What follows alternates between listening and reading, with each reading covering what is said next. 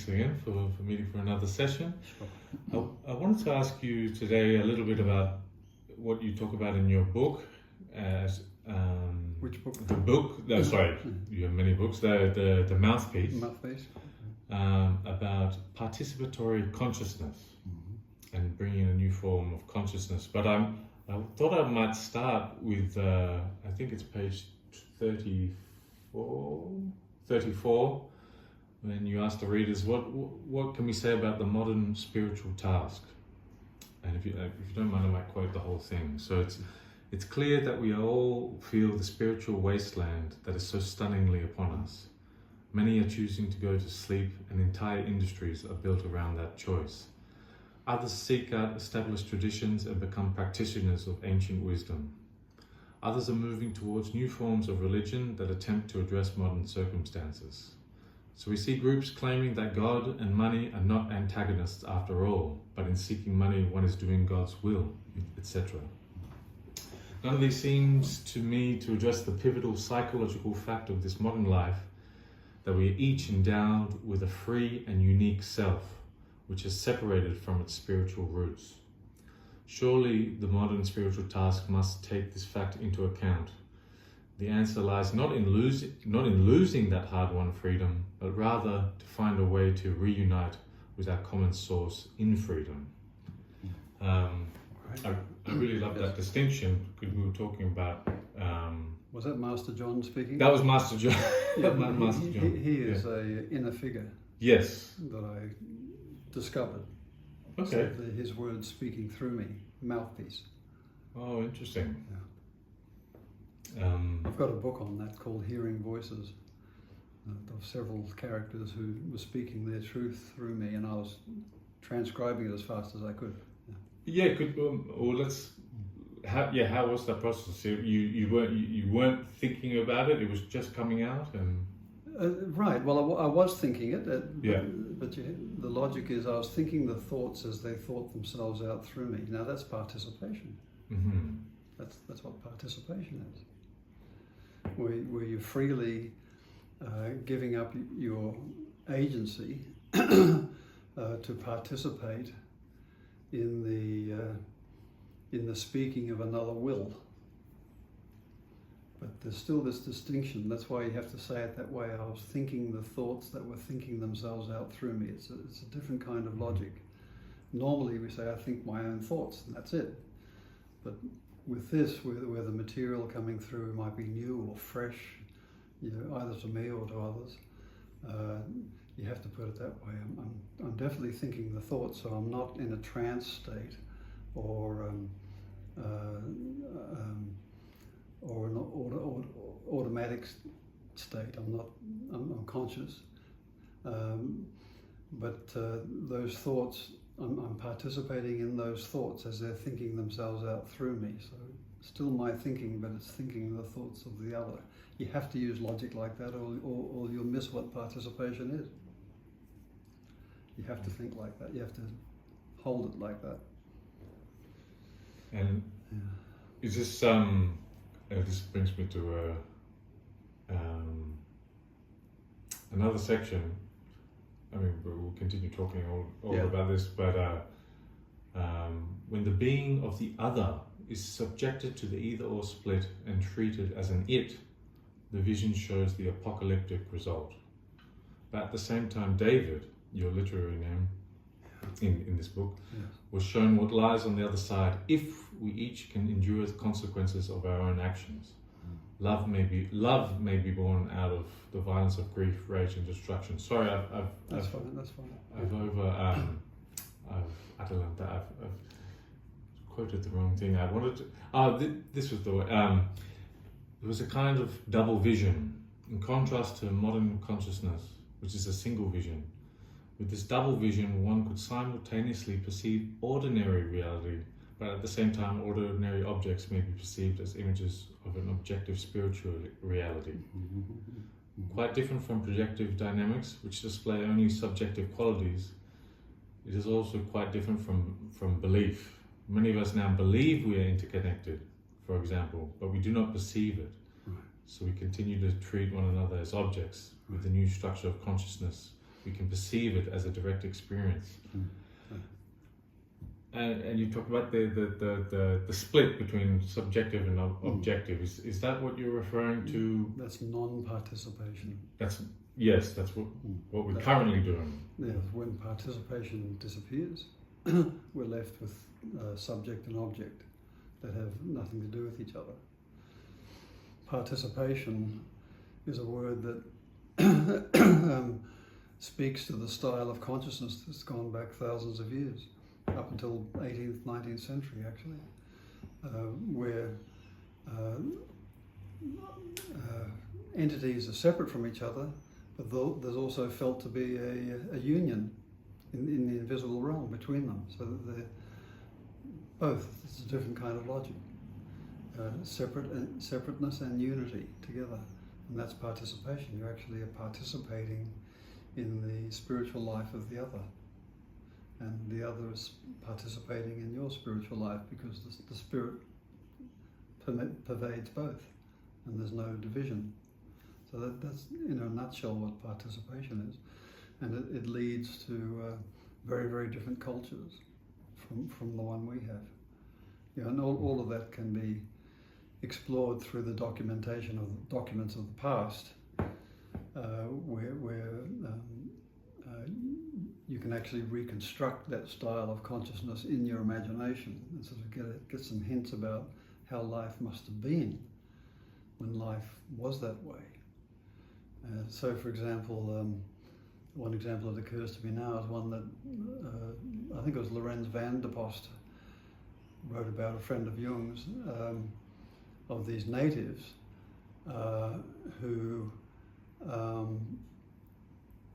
a priest came to visit them, and they noticed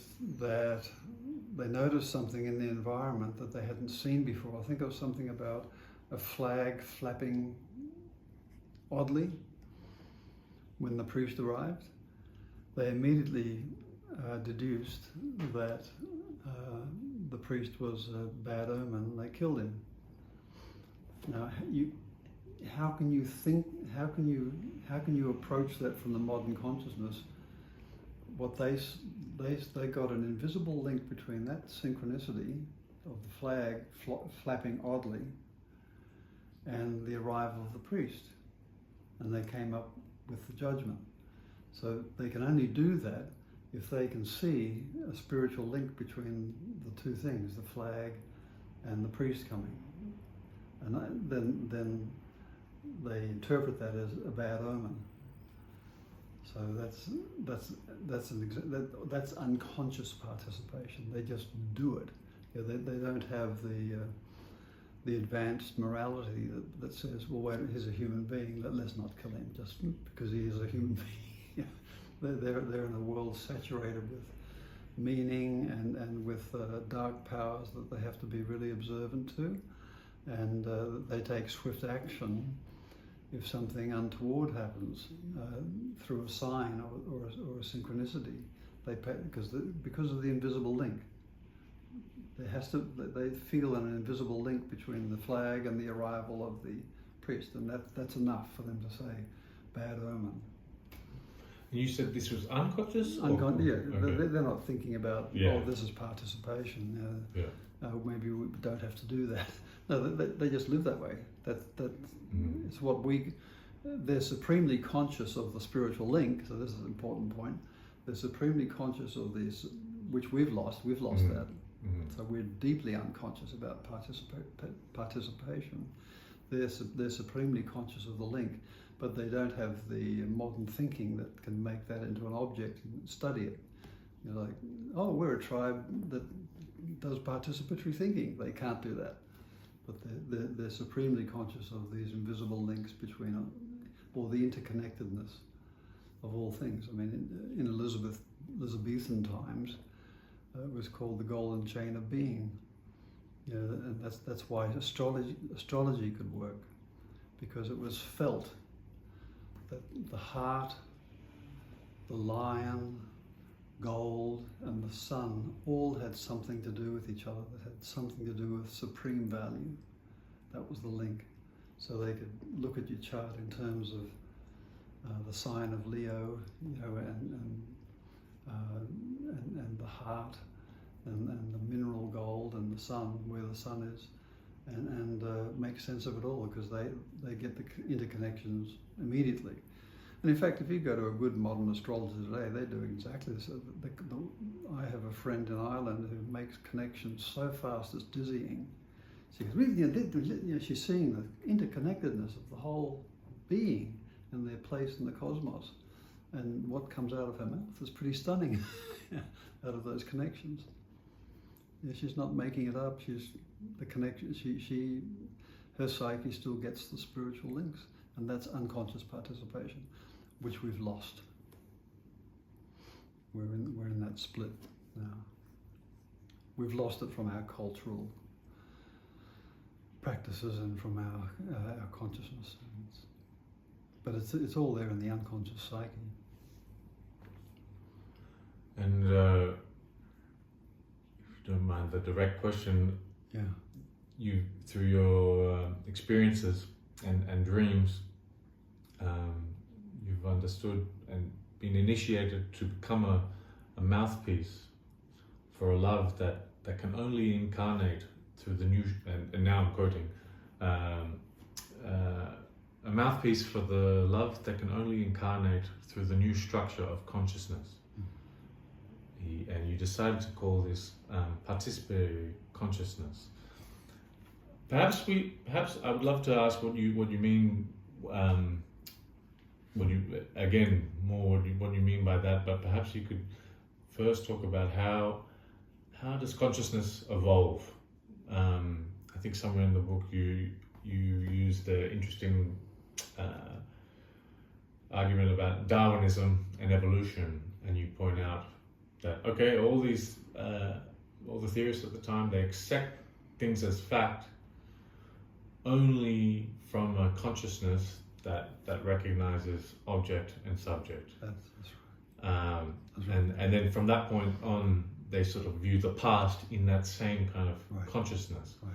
So obviously there's our consciousness and way of seeing and being in the world can evolve, and I wonder, I imagine language is one of the forms. You've talked a lot about that, but yeah, please. That's how one of the routes to discovering the different styles of consciousness of the past is through studying the history of language, because consciousness is reflected in language.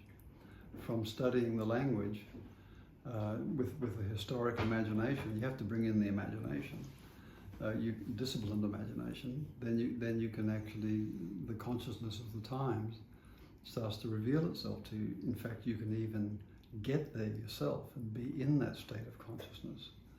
And so you get first-hand experience, all in the imagination for us, because you come out of it and you're back in the world of the split.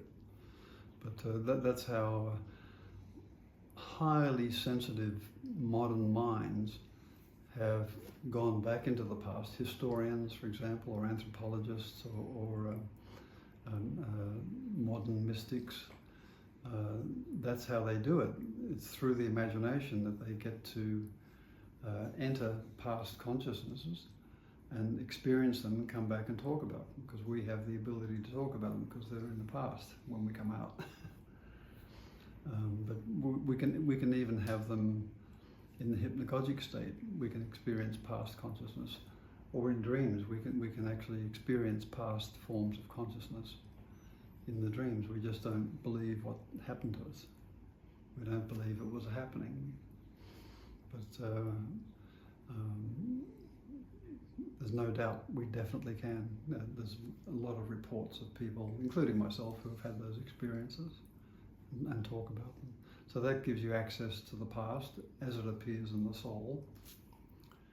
And the general, in terms of scaffolding, to understand anything about evolution of consciousness, you have to start at the opposite pole of where evolution starts, with dead, inanimate substance, from which somehow consciousness pops up later on, billions of years later. That's the model we have going, and they're twisting in the wind, trying to understand how that could happen. It's called the hard problem of consciousness. And they're just getting nowhere because the starting point is all wrong.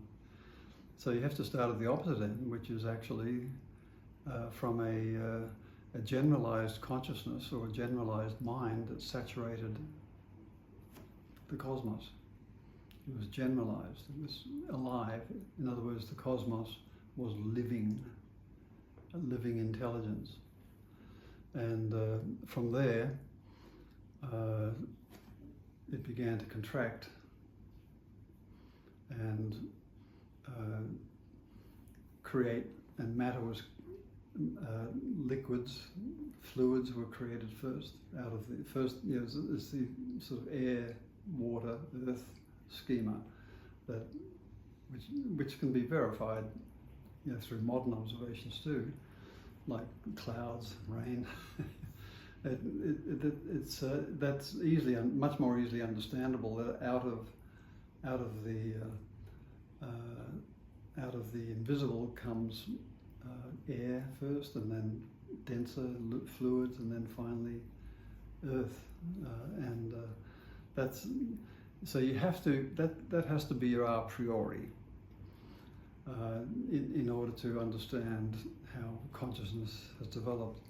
Because with that understanding, you can start to inquire about how the generalized consciousness, which was everywhere and everywhen, began to condense to an individualized consciousness with a world outside it.